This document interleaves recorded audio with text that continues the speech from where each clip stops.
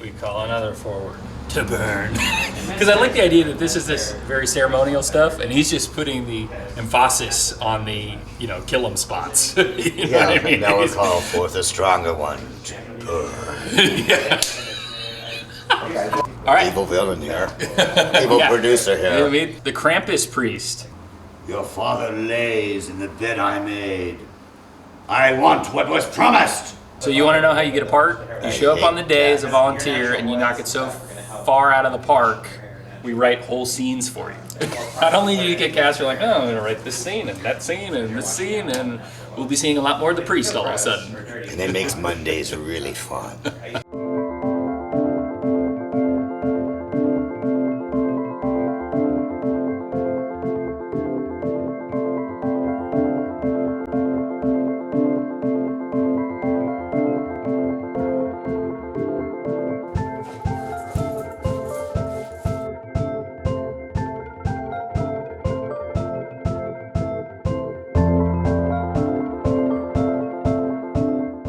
I have a confession to make.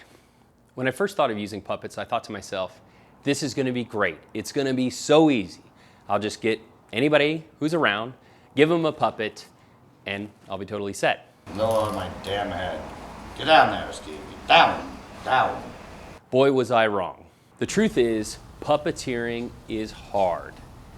All right, give me one more. Just getting a puppet to look in the right direction is almost impossible. Now, if you want that puppet to look in the right direction, pick something up, and be a living, breathing entity that has hopes and dreams and fears, you better hope you have someone on your team like Jason Ropp. Action. Hello, I'm Jason Ropp of Puppet Core, and I'm the lead puppeteer for Frank and Zed.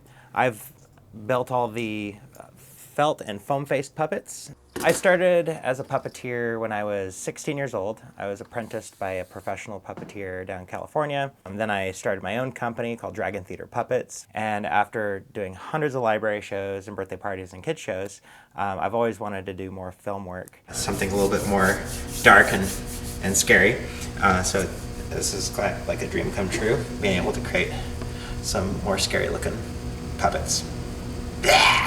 A lot of people tend to view puppetry, at least in America, as an art form just for little kids, but it's not. The great thing about doing a puppet horror film is that you can just kill the puppet, you can add blood and make it permanently disgusting. It's neat having the prosthetic and the effect be the actual character. No severed head yet? No, we need her severed head to film, but she has stuff pre-severed head to shoot. So I met Jesse. He put out a Craigslist looking puppeteers for the Shine short that we did together. And I just knew it was going to be an awesome project to be a part of. So I quickly built 4 puppets for that short, and then we proceeded to dismember them and have them killed by a monster in the dark.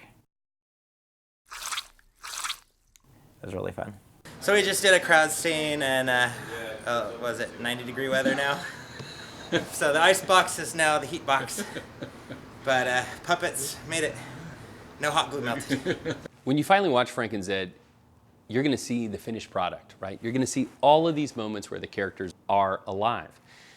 What you won't see is the fact that Jason is doing it under extremely difficult circumstances.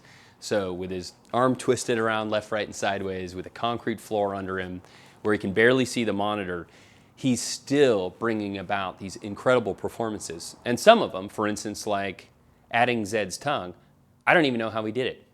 I can't figure out in my mind how his fingers are opening the mouth and doing all the expression and has somehow added a tongue.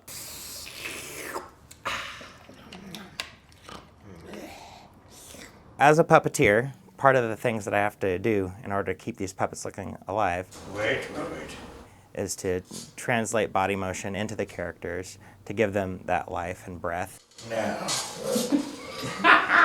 It takes a lot of practice getting them to focus right, when they're looking different directions, when they're breathing, when they're having emotions. So there's a lot that really goes into it when you're trying to create these characters and give each character their own individual personalities and movements. No. Come, Shadow Booth. We must behead them all. Oh no, I don't think I'm gonna make it through this film. Ooh. Where's the monster? I haven't done a caricature of myself yet. And you've never done yourself. No? Are you going to show up in this movie? Are you going to be there? Well, if I have time. Everybody else has got to show up first, and if I have time. Maybe. We'll do the Kickstarter backers first. So this past week, we shot out most of the village, including some exterior shots, which I was really excited to get into the can. Now we are moving into the forest and the Black Graveyard. So you can see we have some of the trees around us. We spent a full day trying some alternate looks on trees, a bunch of different stuff, and I wasn't happy with it. So now we're going for a different look, which I think is going to be really cool. This old kind of twisted forest, which we really want to put all of our characters into. All who sat upon the throne fought their fate. My brother Cat eating? would surely try love. I